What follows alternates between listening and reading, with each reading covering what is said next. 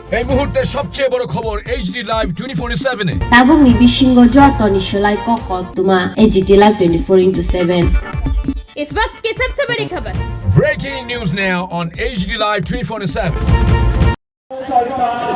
দেশি বিদেশি বৃহৎ পুঁজিপতিদের স্বার্থরক্ষাকারীর ফলে শ্রমজীবী সহ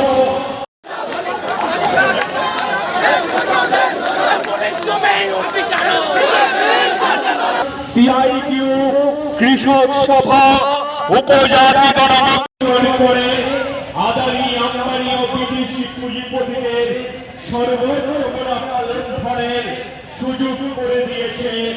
এসবের বিরুদ্ধে এবং দেশ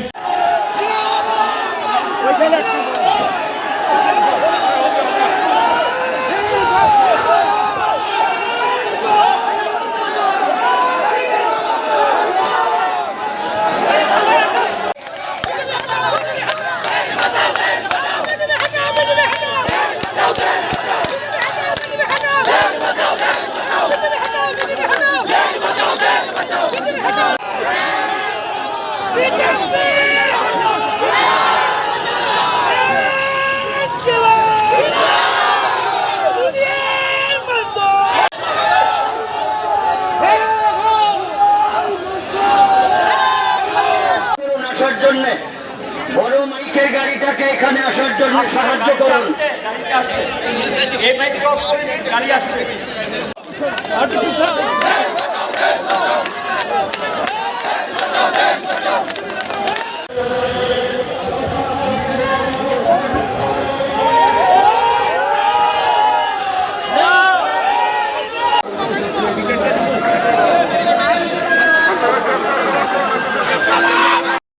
এর মধ্য দিয়ে সরকারের সম্বিত ফিরবে। যদি সরকার এই সম্বিত না ফিরে তাহলে আগামী দিনে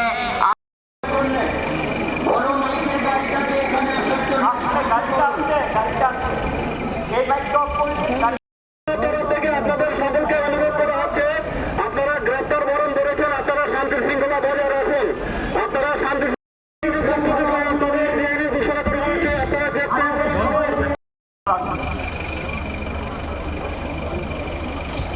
কংগ্রেস সংগঠন দত্ত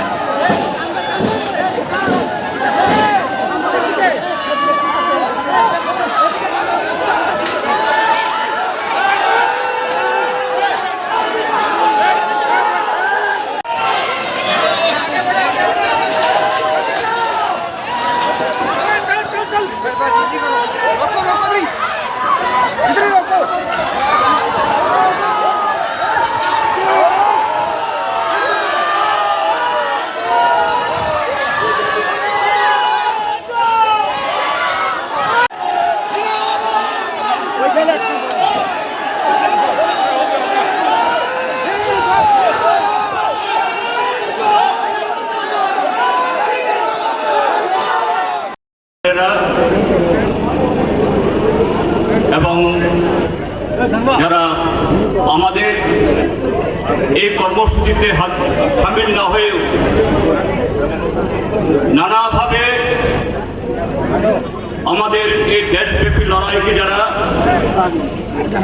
সমর্থন জুগিয়েছেন, সাহস এবং উৎসাহ জুগিয়েছেন, আমি আপনাদের সকলকে আমাদের ভারতীয় জীবনে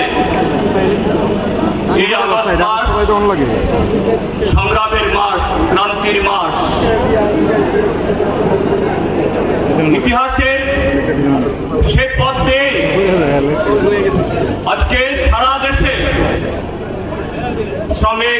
কৃষক, ক্ষেত মজুর এবং সমস্ত অংশের মেহনতি মানুষ এদেশের শত লক্ষ লোক নিয়ে দাবি নিয়ে আজকে রাস্তায় নেমেছেন, জেলভর আন্দোলনে অংশগ্রহণ করছেন। আমাদের রাজ্যেও এই আগরতলা শহর সহ আরো 20টি জায়গায় আমাদের রাজ্যের শ্রমিক, কৃষক, ক্ষেত মজুর এবং জমিয়ারা হাজারে হাজারে শান্তিপূর্ণভাবে এই লড়াই অংশগ্রহণ করছেন। জেলভর আন্দোলন, জেলভর মানে সরকারের আইন ভঙ্গ করা, আইন অমান্য করা।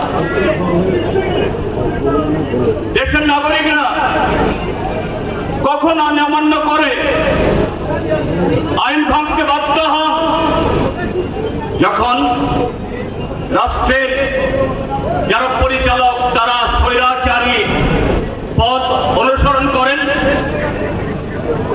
রাষ্ট্রের তৈরি করা আইন যখন জনহিতে কাজ করতে ব্যর্থ হয়, বরঞ্চ সেই রাষ্ট্র ক্ষমতাকে দেশের মানুষের পেটের ভাত কেড়ে নেওয়ার, তাদের হাতের কাজ কেড়ে নেওয়ার, তাদের গণতান্ত্রিক অধিকার খর্ব করার এবং তাদের যাবতীয় অধিকার কেড়ে নেয়, তখন নাগরিকরা বাধ্য হন রাষ্ট্রের সে আইন ভাঙতে, জেল ভরতে। আমরা আজ থেকে 84 বছর আগে 1942 ইংরেজিতেও এই আগস্ট মাসে 9 আগস্ট তারিখে মহাত্মা গান্ধীর নেতৃত্বে সে ভারত ছাড়ো আন্দোলন আমরা দেখেছি। আজকে এই 2026 ইংরেজিতে দেশের কোটি কোটি শ্রমজীবী মানুষ যারা খেতে খামারে রক্ত ঘাম জল করে এই দেশের 144 কোটি মানুষের তাদের পেটের ভাত যোগান দেয়, যারা কলে কারখানায় রাস্তাঘাটে কাজ করে এই দেশের নির্মাণে যারা নিরাপদ করেন, তাদের সমস্ত শক্তি নিয়োজিত করেন। আমরা লক্ষ্য করছি আজকে কেন্দ্রের যে এই জনবিরোধী বিজেপি সরকার, যারা আরএসএস এর নীতিতে পরিচালিত, যে আরএসএস ভারতবর্ষের স্বাধীনতা আন্দোলনে যাদের বিন্দুমাত্র যোগদান নেই, যারা ব্রিটিশদের দালালি করেছিল, আজকে সেই ব্রিটিশদের দালালরা আরএসএস ভারতীয় জনতা পার্টিরা তখন ইস্ট ইন্ডিয়া কোম্পানির হাত ধরে কিভাবে এদেশের সমস্ত সম্পদ, মানুষের শ্রম লুটে তারা ওই 713 নদী পাড়ে নিয়ে যাওয়ার যারা করছিল, তাদের সহায়তা করেছে। আজকে সেই আরএসএস বিজেপিরা এখন ইস্ট ইন্ডিয়া কোম্পানি না, ওয়েস্ট ইন্ডিয়া কোম্পানি। আমাদের দেশের কিছু একচেটিয়া পুঁজিপতি কিভাবে আমাদের দেশের খনি, আমাদের দেশের জমি, জঙ্গল, নদী এবং মানুষের সমস্ত অধিকার কেড়ে নিয়ে তাদের মুনাফার পাহাড় তারা গড়ে তুলতে পারে, সেই কাজ তারা করে চলছে গত 12 বছর ধরে। আজকের আন্দোলন আমরা জানি, আজকের আন্দোলনের মধ্য দিয়ে এই সরকার তাদের নীতি পরিবর্তন করতে চাইবেন, তারা পিছিয়ে যাবেন। আমাদের রাজ্যে গত 8.5 বছর ধরে এই ভারতীয় জনতা পার্টি ত্রিপুরা মোর্চা দলের ডাবল ইঞ্জিনের সরকার, যারা গ্রামীণ মানুষের তাদের কাজ কেড়ে নিয়েছে, জমিয়াদের কাছ থেকে তাদের অধিকার কেড়ে নিয়েছে। আজকে গ্রাম পাহাড়ে মৃত্যুর মিছিল, হাহাকার, সন্তান বিক্রি, এই ত্রিপুরাজ্যের বেকার যুবকদের তাদের সমস্ত কাজ করার অধিকার ছিনিয়ে নিয়েছে। আর সমস্ত ব্যবস্থাতে, সমস্ত দপ্তরে, সমস্ত জায়গায় একটা লুটের একটা তত্ত্ব তৈরি করেছে। তারা আজকেই শুনবেন বা কালকে এই আজকে যারা হাজার হাজার মানুষ রাজপথে নেমে, কিন্তু দাবি এখনো আদায় হয়নি। সামনের দিনে আরো বড়সড় আন্দোলন সংগঠিত করবার জন্য আমাদের মানসিক প্রস্তুতি, সাংগঠনিক প্রস্তুতি গ্রহণ করতে হবে। আজকের এই বড় আন্দোলনে হাজার হাজার মানুষ সংগঠিত হয়েছে, তাদের পাশাপাশি নতুনভাবে আরো হাজার হাজার মানুষকে সংগঠিত করবার জন্য আমাদের বিভিন্ন লড়াকু সংগঠনগুলির পক্ষ থেকে উদ্যোগ গ্রহণ করতে হবে, যাতে সম্মিলিত শক্তির আঘাতে আঘাতে কেন্দ্রে এবং রাজ্যে জনবিরোধী দুশ্মন বিজেপি সরকারের অনিচ্ছুক খাত থেকে এই দাবি আদায় করার মধ্য দিয়ে মানুষের বেঁচে থাকার যে প্রত্যয়, তাকে বাস্তবায়নের জন্য জরুরি বিষয়গুলো আদায় করে নেবার একটা পরিবেশ পরিমণ্ডল আমরা তৈরি করব। যার জন্য আমাদের সেই প্রস্তুতি আজকের আন্দোলনের মধ্য দিয়ে নূতন ধারায় আবার শুরু হবে। এই প্রত্যয় নিয়ে আপনারা এখান থেকে যাবেন, এই আবেদন আপনাদের কাছে রেখে আপনাদের আরেকবার আন্তরিক সংগ্রামী অভিনন্দন জানিয়ে আমাকে যে কথা বলার সুযোগ দেওয়া হলো সংক্ষিপ্ত পরিসরে এই দু চারটি কথা বলার মধ্য দিয়ে আমি আমার বলা শেষ করছি। ভালো থাকবেন এবং সংগ্রামী শপথ দিয়ে ফিরে। আপনারা দেখেছেন এই যে 11 দফা দাবি, এটা মূলত গরিব কৃষক, মাঝারি কৃষক, খেত মজুর, দিন মজুর, শ্রমজীবী অংশের মানুষ, বেকার ছেলে মেয়ে, উপজাতি, তপশিলি, ওবিসি, সংখ্যালঘু এবং ছোট মাঝারি যারা ব্যবসায়ী, এরাই হচ্ছেন আমাদের দেশের জনগণের 80 থেকে 85% মানুষ। বর্তমান পরিস্থিতিতে তারা যে জ্বলন্ত অর্থনৈতিক সামাজিক সমস্যার সম্মুখীন, এরকম 11টা দাবি বাছাই করে আন্দোলন সংগঠিত করার ডাক দিয়েছে। ত্রিপুরায় আমরা সংগঠিত করেছি। যারা আজকে এই জেল ভরো আন্দোলনে অংশগ্রহণ করেছে, তারা যদি মনে করেন আজকে জেল ভরো আন্দোলনের মধ্য দিয়ে ত্রিপুরার বিজেপি সরকার এবং কেন্দ্রের যে বিজেপি সরকার তাদেরকে বাধ্য করে এই দাবিগুলি বাস্তবায়নের ব্যবস্থা করার প্রশ্নে আমরা সাফল্য অর্জন করে বাড়ি ফিরব, তাহলে আমরা ভুল করব। তাই যদি হতো তাহলে আমাদের জেল ভরো আন্দোলনকে পথে পথে পুলিশকে ব্যবহার করে স্থানে স্থানে বাধা দিয়ে আটকাবার চেষ্টা না করে পুলিশের পক্ষ থেকে সরকারের হয় তারা বলতেই পারতেন আইন অমান্য করার দরকারটা কি? যে 11 দফা দাবির কথা আপনারা বলেছেন, সর্বভারতীয় ক্ষেত্রে এবং ত্রিপুরায় বিজেপি সরকার তারা ইতিমধ্যে এগুলো গ্রহণ করেছেন এবং কার্যকরী করবার জন্য উদ্যোগ নেবেন। তাই আপনাদের জেল ভরো আন্দোলনের কোনো প্রয়োজন নেই, সার্থকতা নেই। শান্তিপূর্ণভাবে আপনারা ফিরে যান, আমাদের সহযোগিতা করেন। পুলিশকে কিন্তু এই কথা বলা হয়।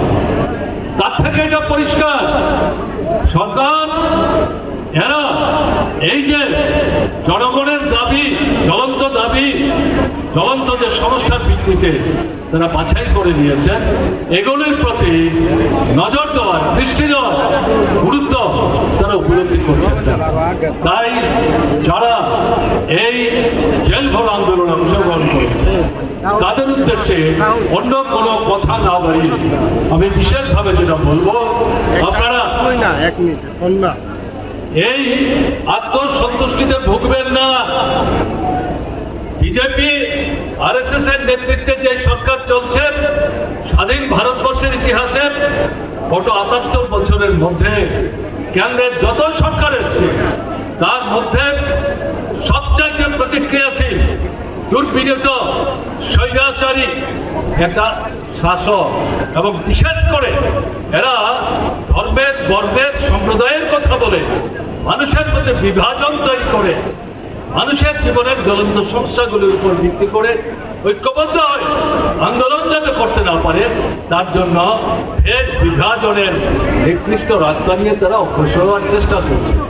তাই আপনাদের কাছে আবেদন, সারা ভারতবর্ষের সাথে আগরতলা এবং ত্রিপুরায় স্থানে স্থানে হাজার হাজার ত্রিপুরার মানুষ আজকের এই আন্দোলনে অংশগ্রহণ করার মধ্য দিয়ে ত্রিপুরার বিজেপি সরকারকে একটা জুৎসই ধাক্কা দিলেন এবং এর মাধ্যমে কেন্দ্রের যে বিজেপি সরকার তাকেও একটা ধাক্কা দিয়ে এই বার্তাই পৌঁছে দেওয়ার চেষ্টা করলেন।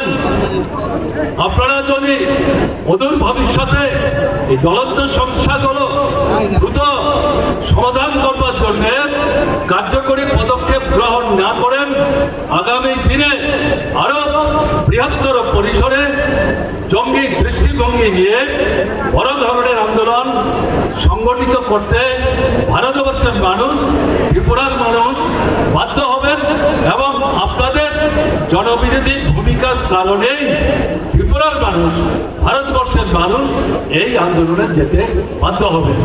তাই আমি আপনাদের কাছে আবেদন করব, এখান থেকে পুলিশ আমাদেরকে এই আইন অমান্য আন্দোলন বেআইনি বলে ঘোষণা দিয়ে গ্রেপ্তারের নির্দেশ দিয়েছে।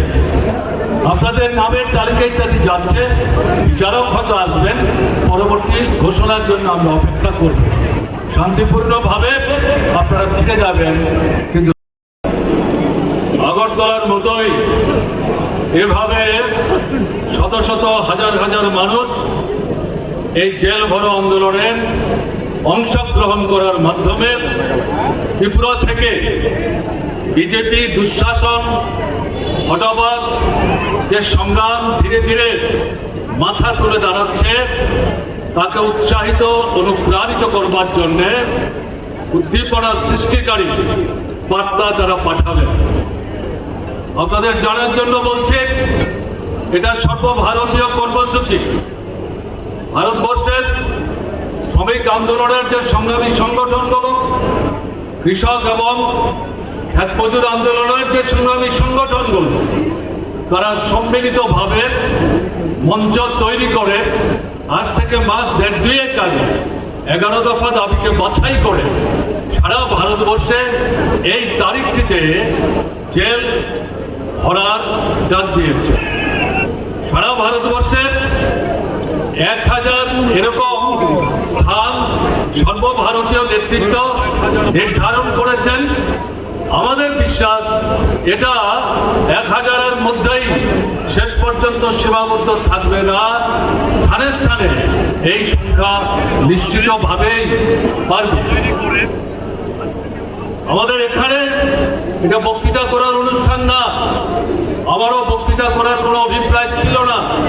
উদ্যোক্তাদের সংগঠনের তরফ থেকে আমাকে বলবার জন্য প্রায় বলা যায় বাধ্য করা হয়েছে। সংক্ষেপে আমি যেটা বলব, আমার আগে যে 4টি মূল সংগঠন সর্বভারতীয় এই জেল ভরো আন্দোলনের ডাকে সাড়া দিয়ে ত্রিপুরায় ঐক্যবদ্ধ হয়ে এই আন্দোলনটা সংগঠিত করছেন, তাদের নেতারা একে একে সংক্ষিপ্ত পরিসরে হলেও দাবি যে কয়েক হাজার মানুষ নারী পুরুষ নির্বিশেষে অংশগ্রহণ করেছেন অত্যন্ত সুশৃঙ্খল